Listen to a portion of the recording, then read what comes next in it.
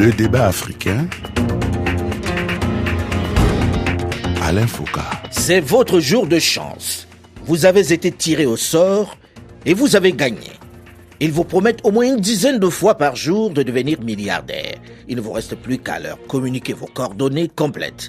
C'est le début de la descente aux enfers.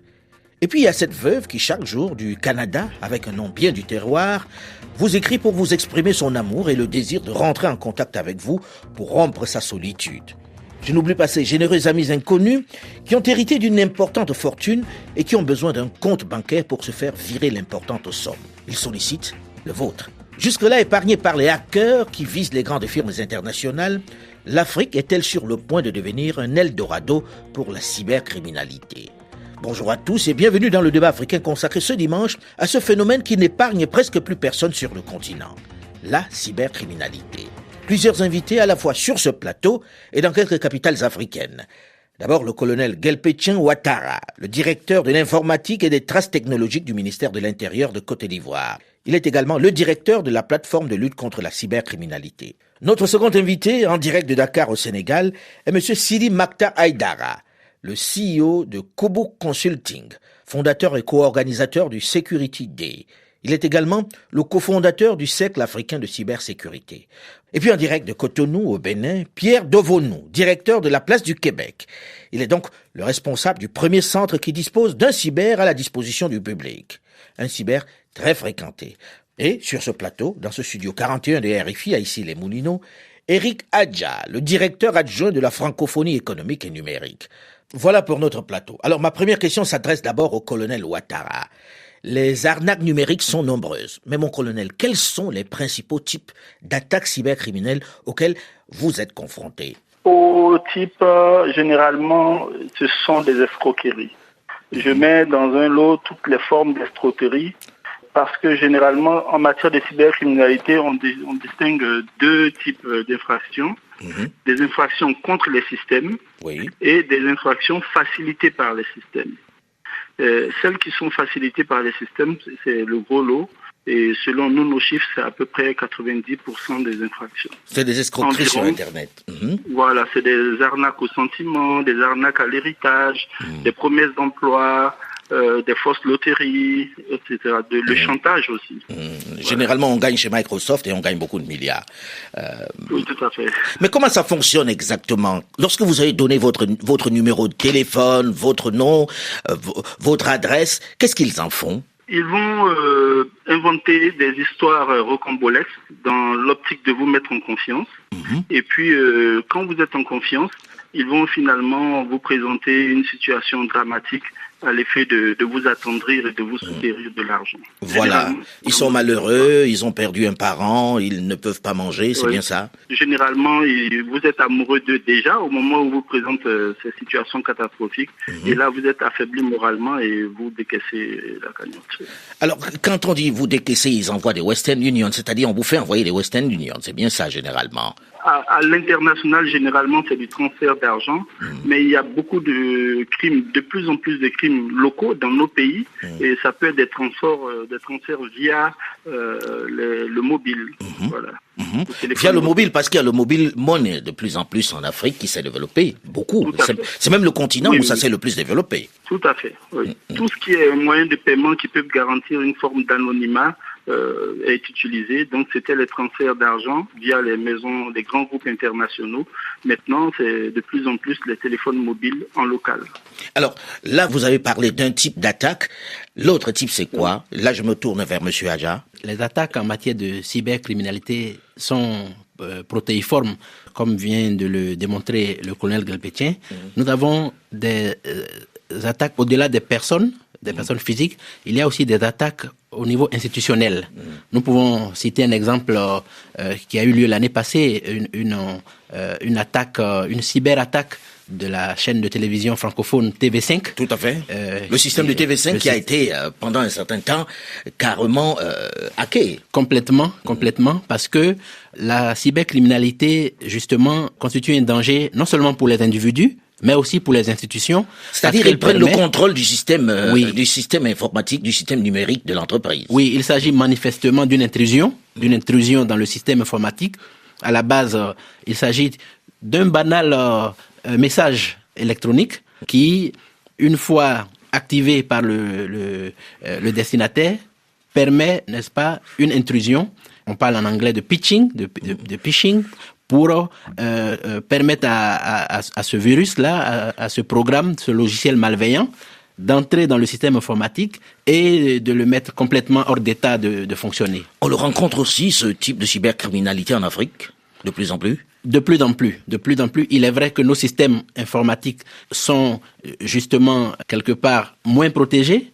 C'est pourquoi on assiste à ce genre d'intrusion, parce qu'il y a des ordinateurs qui n'ont pas de pare-feu, on parle de firewall, et ce genre d'intrusion à distance se fait même aussi sur les comptes Facebook, sur différents comptes mail qui sont piratés, parce que ces individus arrivent effectivement à décoder les mots de passe qui sont parfois fragiles. C'est-à-dire que vous êtes sur Facebook, vous écrivez à un ami et il est capable de rentrer dans votre système en utilisant le message que vous lui avez envoyé. Oui, tout à fait. Il y a beaucoup d'éléments de vulnérabilité.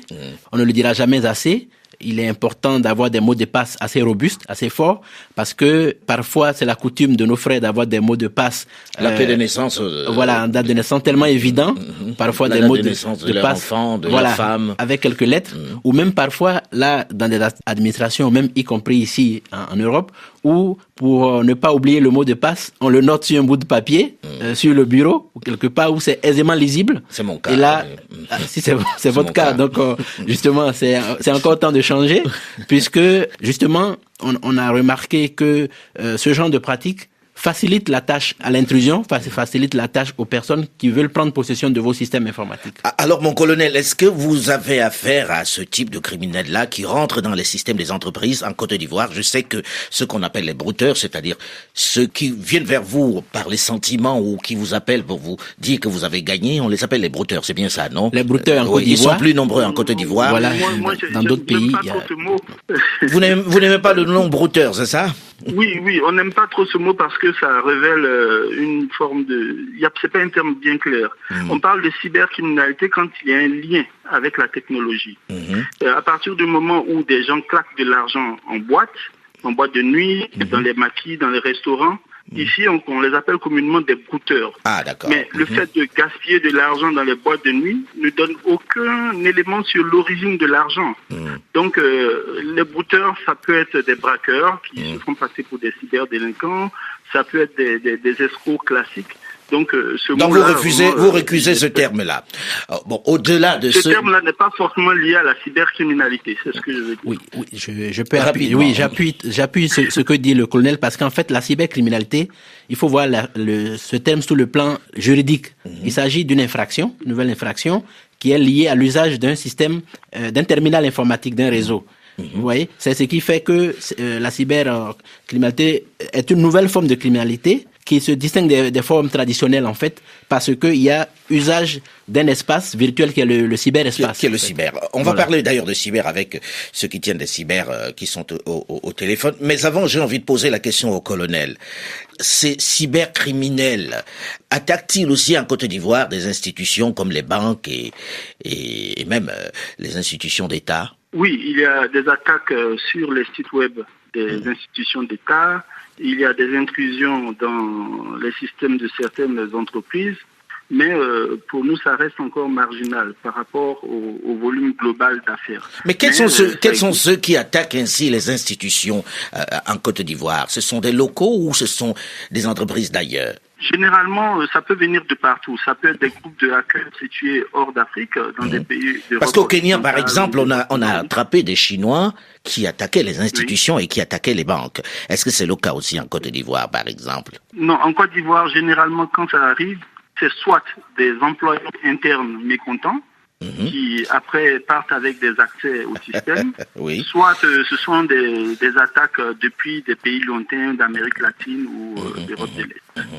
J'ai envie de me tourner vers ceux qui tiennent des cyber. Là, on va aller à Cotonou pour rejoindre Pierre Devonou qui, lui, tient un cyber. Est-ce que vous avez déjà rencontré ces gens-là qui viennent faire des escroqueries, qui viennent opérer dans votre cyber? Bon, moi, étant l'un des tout premiers cybercentres de Cotonou, parce que c'est un peu prétentieux de dire le tout premier, donc j'avais l'envie de donner l'adresse électronique du centre à tous les clients. Parce que non, pour l'instant, parlons déjà de ce qui s'y passe. Pour l'instant, vous ne donnerez aucune adresse. Donc, est-ce que vous rencontrez des gens qui viennent chez vous pour tranquillement opérer, pour attaquer, pour escroquer? Voilà, c'est ça que j'ai expliqué à Alain. C'est-à-dire, l'adresse email du centre, c'est ça que tous les clients utilisaient. Donc, je recevais les mails de tout le monde. Donc, je connaissais la plupart de ces jeunes. Donc, j'imprimais. Quand les mails arrivaient, je les imprimais. Parce que c'était un temps où il n'y avait pas de serveurs gratuits, Yahoo, Hotmail et autres. Donc, c'est l'adresse même professionnelle du cybercentre que je communiquais à tout le monde. Et ceux-là, voilà, communiquer ces adresses à leur, disons, partenaires en Occident ou ailleurs. Donc, j'avais accès à leur mail, j'imprimais, je lisais, et chaque client avait son casier, et quand ils viennent, ils prenaient leur mail. Donc, je les connaissais, je les voyais. Oui, je veux dire, est-ce que vous avez assisté à des escroqueries? Est-ce qu'il y a des gens qui viennent opérer dans votre cyber? Est-ce que, quand on parle de cybercriminalité, ça vous parle? Oui, tout à fait. Même le tout premier cas, la toute première victime, c'est un Américain, et c'était en 1997. Et lui, dans cette affaire, il a envoyé une quarantaine d'imprimantes. D'abord, l'escroc s'est fait passer pour un chrétien, et il a commandé, disons, des Bibles chez un pasteur américain. Et après, il lui a commandé 10 ordinateurs portatifs et ensuite 40 imprimantes. Et tout cela a été payé par un chèque tiré sur une banque qui n'existe même pas, une banque fictive. Par la suite, le monsieur m'a appelé au téléphone parce que l'adresse, même l'adresse IP publique, donc on peut tracer et savoir de quel cyber. L'Américain est venu vous voir alors. L'Américain est venu vous voir une fois qu'il. Non, il a téléphoné. Il a téléphoné carrément. Il pleurait. À la limite. Il pleurait. Il me disait, est-ce que parler à telle personne? Il dit non, c'est un client d'ici. Et il dit à moi, et vous pouvez. Je peux laisser un message. Bon, il a dit bon, allez-y. J'ai pris le message. En ce moment-là, l'intéressé a pris les ordinateurs, même les Bibles là. Il n'avait rien à foutre avec les Bibles, il les a laissés et il est parti. Il vous a laissé les Bibles, il est parti avec les ordinateurs. Oui, voilà, c'est ça.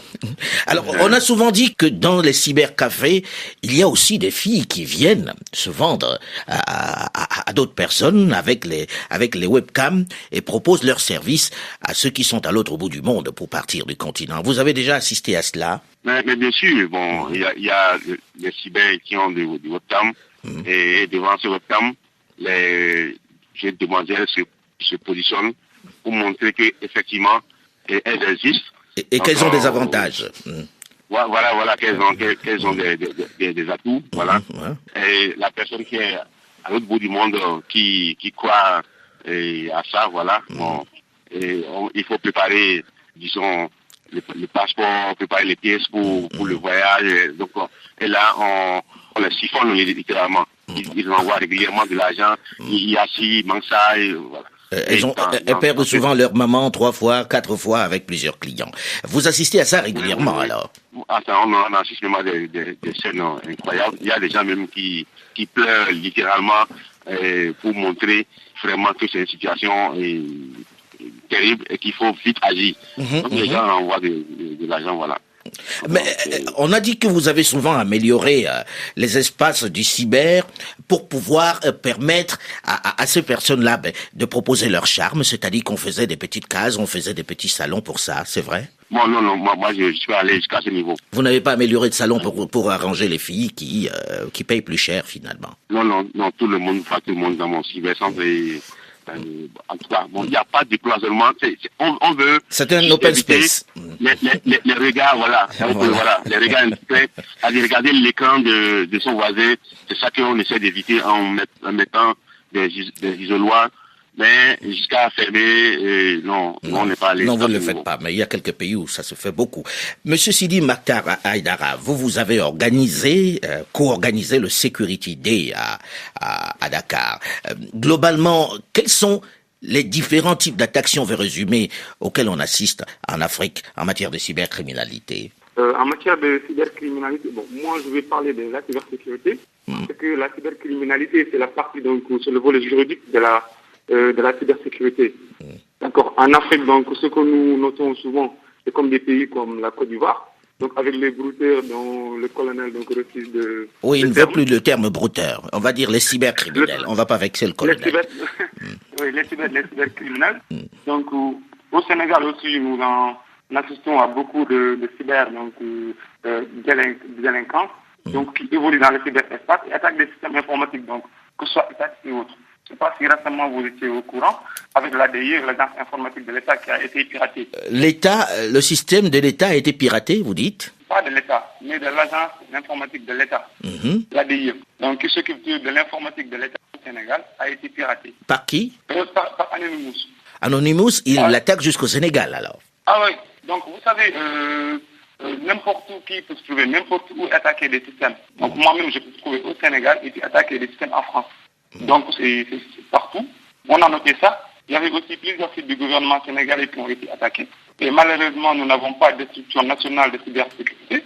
Comme en Côte d'Ivoire, donc il y a leur brigade donc, dirigée par le colonel. Mais aussi au Sénégal, nous avons la brigade spéciale de lutte contre la cybercriminalité, qui est basée à la DIC, qui s'occupe de tout ce qui est cybercriminalité au Sénégal. Et donc, il y a des statistiques. Je ne sais pas si vous les avez ou pas. Donc, nous, en 2013, il y a plus de 177 cas de cybercriminalité notés. Et ça évolue. En 2014, on a eu 260 cas. Ah oui, ça c'est... En 2015, de 295 cas. Et là, actuellement, en 2016, à moins de 3 mois, il y a 98 cas. Donc, des plaintes qui ont été déposées.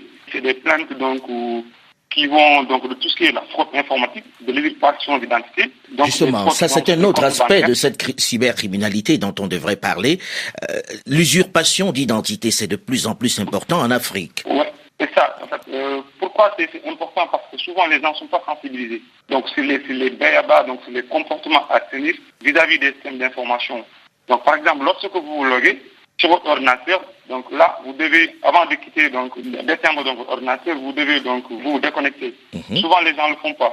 Il y a aussi des gens donc qui profitent donc de la facilité offerte par leurs amis, ils utilisent l'ordinateur de leurs amis, de leurs parents, pour se connecter. Et enfin, ils partent sans pour autant se déconnecter. Maintenant, la personne mal intentionnée qui vient, qui arrive sur l'ordinateur, donc aura donc là votre mot de passe et la possibilité de changer les mots de passe. Et de s'approprier votre adresse à partir de ce moment-là. Alors, exactement. On a l'impression, et on va en parler dans la seconde partie du débat africain, que la plupart des pays ne sont pas, on va dire, équipés, ne sont pas encore prêts pour se défendre contre cette cybercriminalité, Monsieur Adja. Oui, il faut le reconnaître, il s'agit de nouvelles menaces qui sont liées aussi au développement des nouvelles technologies.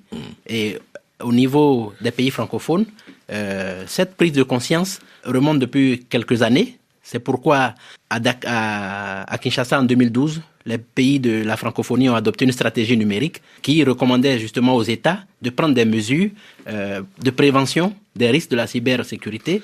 Et cette volonté politique s'est réaffirmée en 2014 à Dakar, au sommet de Dakar. Et récemment, à l'initiative de la secrétaire générale, Mme Michaëlle Jean, la secrétaire générale de la francophonie, nous avons organisé, justement, l'OIF a organisé une conférence sur la cybersécurité et la cyberdéfense à Grand-Bassam, en Côte d'Ivoire. On va en parler dans une dizaine de minutes dans la seconde partie du débat africain de cette cyberdéfense. Comment se protéger contre cette nouvelle criminalité, tant individuellement que les États et les administrations, parce qu'on a le sentiment aujourd'hui que on n'est pas encore outillés pour se défendre contre cela. Et ils ont une sacrée longueur d'avance, les cybercriminels. Tout à fait. Il faut reconnaître que c'est, en fait, ils sont doués aussi. Ils sont doués. On va en parler dans une dizaine de minutes, juste après une nouvelle édition du journal sur Radio France Internationale, dans la seconde partie du débat africain. Dans un instant, une nouvelle édition du journal sur RFI. Et on se retrouve juste après. Restez à l'écoute.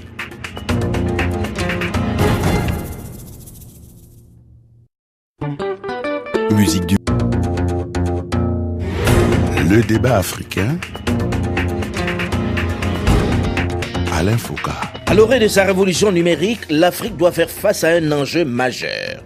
Le développement d'une cybercriminalité décomplexée qui dépasse désormais les simples spams rigolos des milliardaires qui fleurissent dans votre boîte mail. Comment se protéger contre ces hackers qui rivalisent d'ingéniosité, s'attaquant indifféremment aux administrations, aux entreprises et aux personnes physiques? Bonjour et bienvenue à tous ceux qui nous rejoignent seulement maintenant dans la seconde partie du débat africain consacré ce dimanche à la cybercriminalité. Plusieurs invités au téléphone et sur ce plateau. D'abord le colonel Gelpetchen Ouattara, le directeur de l'informatique et des traces technologiques du ministère de l'Intérieur de Côte d'Ivoire. Il est aussi le directeur de la plateforme de lutte contre la cybercriminalité. Notre second invité, en direct de Dakar au Sénégal, est M. Sidi Maktar Aïdara, le CEO de Quebec Consulting, fondateur et co-organisateur du Security Day. Il est aussi le cofondateur du Cercle africain de cybersécurité. Et puis, en direct de Cotonou au Bénin, Pierre Dovonou, directeur de la Place du Québec. Il est donc le responsable du premier centre qui dispose d'un cyber à la disposition du public, fréquenté d'abord par les Nigérians et maintenant aussi par les Béninois, de plus en plus. Et puis sur ce plateau, dans ce studio 41 de RFI, ici les Moulineaux, Eric Adja, le directeur adjoint de la francophonie économique et numérique. On dit que la cybercriminalité fait perdre beaucoup d'argent aux États africains. Beaucoup d'argent, on parle de plusieurs milliards de francs CFA. Je me souviens qu'on me disait que l'impact en Côte d'Ivoire était de 15 milliards de francs CFA. J'ai envie de comprendre comment on arrive à perdre de l'argent avec la cybercriminalité. Mon colonel, quand on dit ça, qui perd de l'argent et comment ? Il y a tout ce qui est préjudice direct aux infractions. Donc, quelqu'un qui a toute sa fortune, qui l'envoie en Afrique, effectivement, il perd de l'argent. Ou alors, quelqu'un qui est en Côte d'Ivoire, qui donne de l'argent à un maître chanteur, il perd de l'argent. Ensuite, il y a tout ce chiffre noir de la cybercriminalité qui est dû au manque de confiance que la cybercriminalité peut générer dans les systèmes. Donc, il y a beaucoup moins de transactions sur les systèmes. L'Afrique est un peu marginalisée de tout ce commerce électronique qui se passe sur les réseaux. Donc, tout cela... Parce que le système n'est pas sécurisé.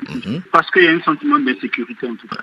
Oui, mais lorsqu'on dit, par exemple, la Côte d'Ivoire a perdu 15 milliards, on a aussi le sentiment que il y a aussi un flux qui arrive vers les pays, non? Oui, la Côte d'Ivoire perd de l'argent parce que justement, il y a tout ce sentiment d'insécurité de personnes qui ne viennent pas faire des transactions en Côte d'Ivoire, ou alors des Ivoiriens qui ne peuvent pas utiliser ces moyens qui facilitent les achats, qui facilitent le commerce en ligne. Tout à fait. Tous ces chiffres, il faut les prendre en compte.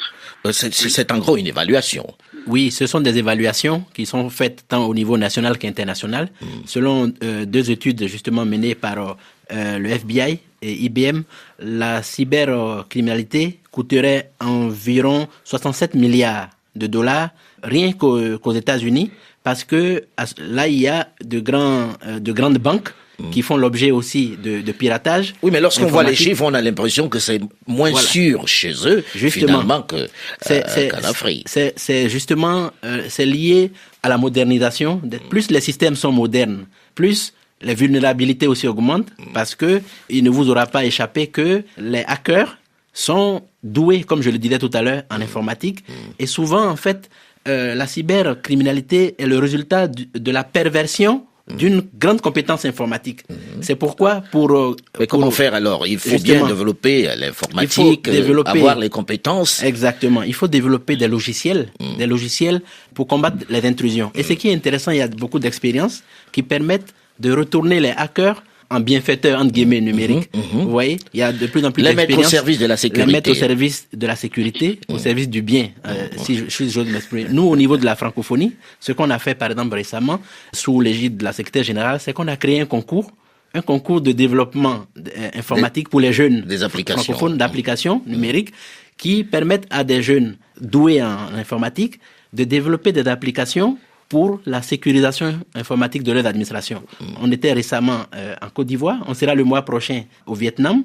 Cette année, on aura 4 pays, la Tunisie et Madagascar, ainsi qu'un 5e pays, l'île Maurice, pour développer des concours. Oui, mais dans le même temps, vous n'embauchez pas encore les hackers. Justement, les hackers, en créant des solutions comme ça, peuvent créer leurs entreprises. C'est un peu le but aussi de ce fonds francophone de l'innovation numérique qui permet en fait de mettre en place des applications à titre, disons, pilote, et qui, une fois parvenu à une certaine maturité, peut faire l'objet de start-up, de petites entreprises informatiques, de sécurité informatique. Alors là, par exemple, nous avons Monsieur Devonou qui, lui, a un cyber à Cotonou.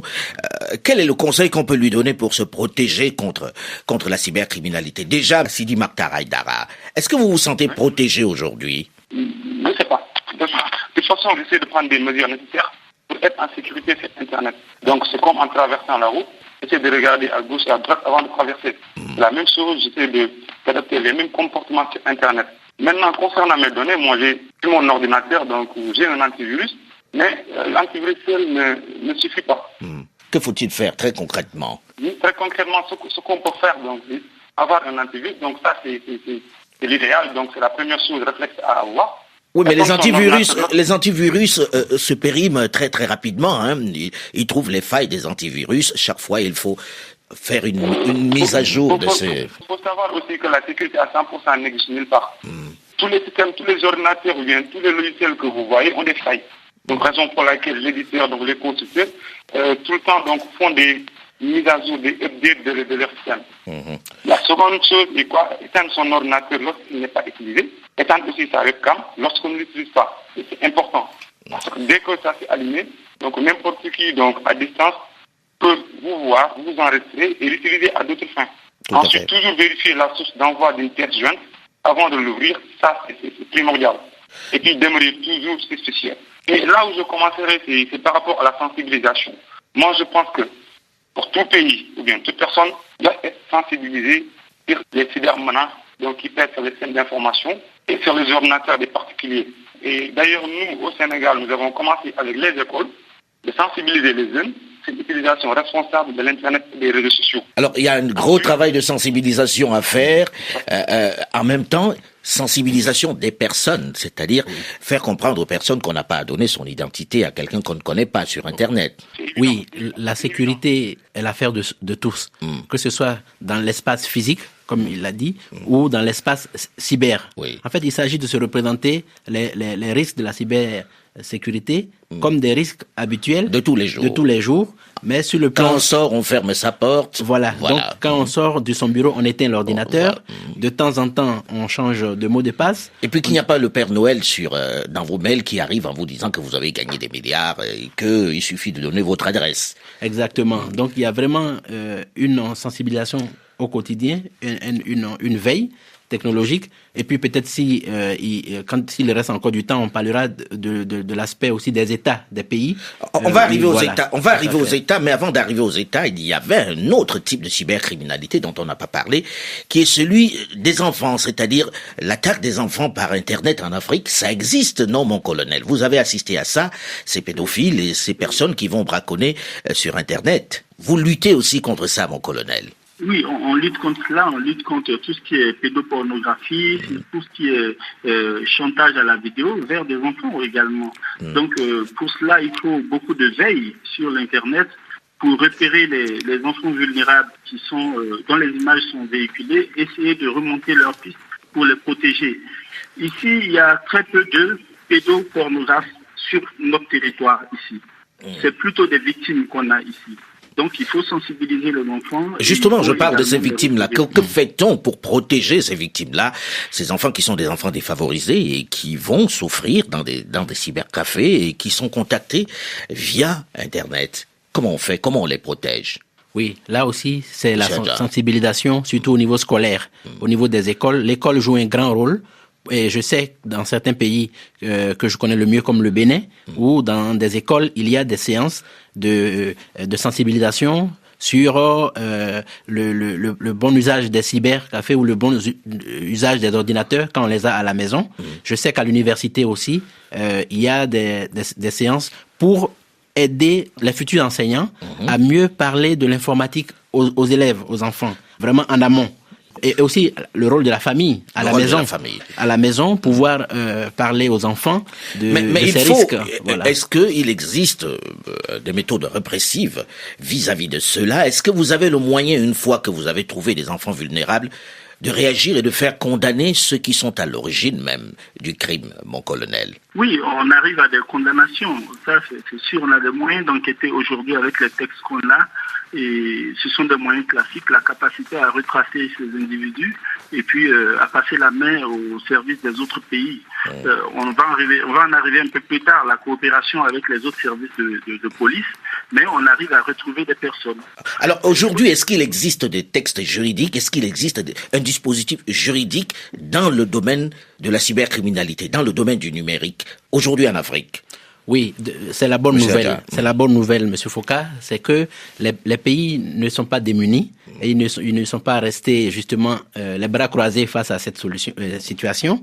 Je peux vous citer par exemple une loi récente, c'est vrai, une convention de l'Union africaine sur la cybersécurité et la protection des données à caractère personnel, qui a été adoptée en 2014 et qui est en attente de ratification par les États membres. Oui, parce que j'allais dire que c'est pas encore ratifié. Oui, qui est en attente de ratification. Là-dessus. Oui. Exactement. Et ce qui est très intéressant, c'est que dans les législations nationales aussi, chaque pays essaie de se doter de lois nationales sur la cybersécurité et d'envisager une ratification de cette convention de l'Union africaine. Donc, au niveau aussi je sais que au niveau de la CEDEAO, il y a aussi un certain nombre de dispositions. Donc, il y a une prise de conscience. Ça, c'est la bonne nouvelle. Mais on a le sentiment, on n'a pas ce sentiment-là, hein. On a le sentiment, oui, mon colonel, que les États sont un peu démunis et que certains disent les victimes sont généralement au nord. On voit pas pourquoi on va dépenser beaucoup d'argent pour défendre leurs intérêts. Ok, en Côte d'Ivoire, on a quand même pris la mesure de la chose depuis à peu près 5 ans. On a 3 lois essentielles, la loi sur la lutte contre la cybercriminalité, la loi sur la protection des données à caractère personnel et la loi sur les transactions électroniques. Ces lois donnent les moyens aux forces de l'ordre d'intervenir, de mener leurs enquêtes. À partir du moment où un crime est commis sur votre territoire, vous avez une obligation morale de le résoudre. Oui, mais est-ce qu'il n'y a pas une propension à se dire, ceux qui sont escroqués, ceux qui envoient de l'argent sont au nord, on va pas se fouler pour aller chercher celui qui a récupéré cet argent-là? Non, je pense que nos chiffres ne le reflètent pas. Aujourd'hui, nos chiffres disent clairement, en tout cas à la PLCC, on a à peu près 50% de victimes ivoiriennes et 50% de victimes hors de la Côte d'Ivoire. Il faut préciser ce que c'est le PLCC. La plateforme de lutte contre la cybercriminalité. C'est la structure en charge de la lutte contre la cybercriminalité en Côte d'Ivoire. Et donc les victimes ne sont pas essentiellement à l'étranger, hors de la Côte d'Ivoire. Il y a des victimes partout et il faut lutter contre ce phénomène partout. Est-ce qu'il existe une vraie coopération régionale, puisque si on parle de cybercriminalité, c'est que du point de vue géographique, c'est assez large, on peut être n'importe où. Est-ce qu'il y a déjà une vraie coopération entre les États? Oui, Monsieur Foucault, c'est la deuxième bonne nouvelle. Parce que la première bonne nouvelle, comme j'ai dit, c'est une prise de conscience des États, une volonté politique. La deuxième bonne nouvelle, c'est la coopération régionale et même internationale en matière de lutte contre la cybercriminalité. Le colonel Galpétien pourra aussi en parler tout à l'heure. Dans le cadre, par exemple, du réseau francophone des polices, Francopole, il y a vraiment une véritable coopération des pays francophones en la matière et des pays sont de plus en plus cités en exemple, comme la Côte d'Ivoire. Oui, mais quand vous dites la Côte d'Ivoire, je ne veux pas vexer, Monsieur Ouattara, la Côte d'Ivoire est plutôt perçue comme une plateforme, comme la base même de ces cybercriminels. Justement, il y a une question de perception. Et qui ne reflète pas forcément à 100% la réalité ou qui ne reflète pas les efforts qui sont faits. C'est pourquoi, justement, il faut lutter aussi, non seulement contre les faits eux-mêmes, mais contre la perception qui émane de ces faits. Oui, mais dans le même temps, monsieur Ouattara, on ne peut pas dire qu'il n'y ait pas beaucoup de cas de cybercriminalité partis de Côte d'Ivoire. Est-ce qu'aujourd'hui, vous êtes à la fois équipé, mais avec une réelle volonté politique de combattre cela, pour améliorer au moins cette réputation? Oui, il y a une réelle volonté politique. Ça se voit par la prise de texte, par les moyens qui sont donnés à des structures comme les nôtres. Nous sommes quand même l'une des premières structures en Afrique à lutter contre ce phénomène. Donc la Côte d'Ivoire est vraiment un pays outillé et qui a pris en charge la question depuis 2012-2011. Vous voyez reculer les chiffres? On a des résultats très concrets. Mais en même temps, en face à ces résultats, on a une montée en charge de notre capacité à répondre. Donc, dans ces 3 premières années, on a l'impression que les chiffres augmentent, mais c'est surtout notre capacité à être présent sur le terrain et à combattre les phénomènes. Donc, la Côte d'Ivoire, aucun doute sur cela, on est vraiment contre ce phénomène et on lutte, je pense, efficacement. Voilà. Pierre Devonneau, je sais que au Bénin, c'était essentiellement les Nigérians qui étaient les cybercriminels.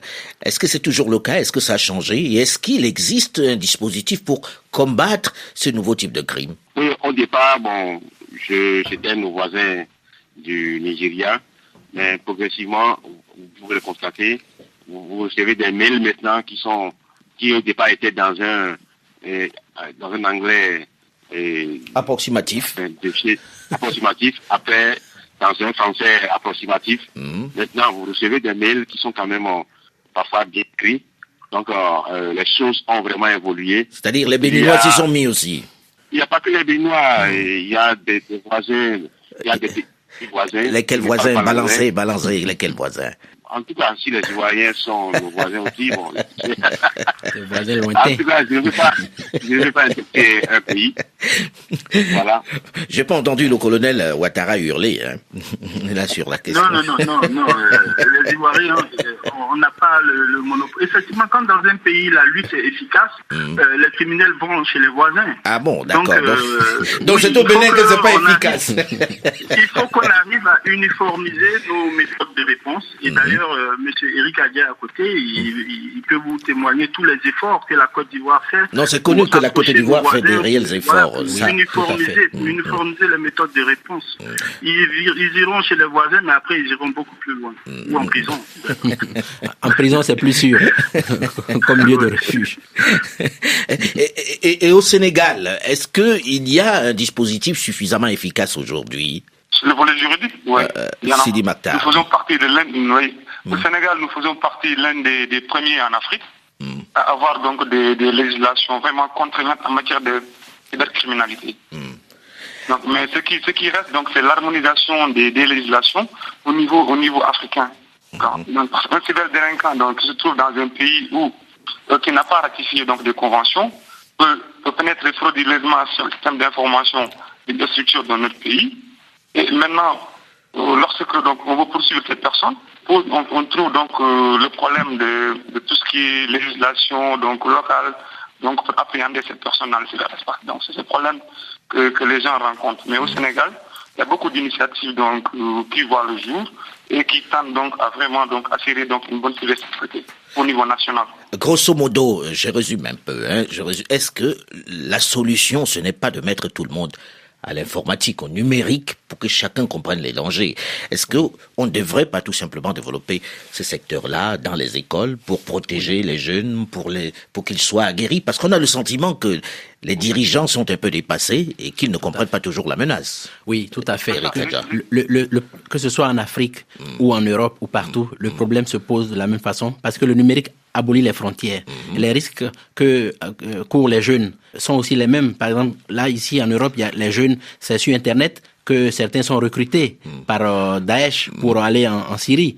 Et, en Afrique, les jeunes aussi sont recrutés par d'autres formes de menaces. Donc le problème est mondial, il est universel, et c'est vrai, il se pose de façon plus spécifique en Afrique, mais une des solutions, c'est l'éducation massive, de masse. Nous plaidons, nous, au niveau de la francophonie, pour des cours en ligne ouverts et massifs, pour permettre vraiment aux populations, jeunes comme moins jeunes, d'être informés et d'accéder à l'outil. C'est d'ailleurs, si vous permettez, un des sens de la campagne lancée par Mme Michaëlle Jean, Libre Ensemble, pour permettre aux jeunes francophones d'être sensibilisés à tout le potentiel du numérique pour le vivre ensemble, en fait. Vous êtes vraiment de la francophonie. Monsieur Ouattara, en une phrase, est-ce que vous, qui vous battez contre cette nouvelle criminalité, vous êtes suffisamment équipé? Les forces de police dans le monde ne sont jamais suffisamment équipées, mais en Côte d'Ivoire, proportionnellement à nos ressources, nous sommes vraiment bien équipés et on répond, ça se voit par nos chiffres. Merci à vous d'avoir accepté de participer à ce magazine. Le débat africain s'est terminé pour aujourd'hui. Nicolas Benitas, Delphine Michaud et Alain Foucault, nous vous donnons rendez-vous la semaine prochaine, même heure, même fréquence, pour un autre débat africain. Dans un instant,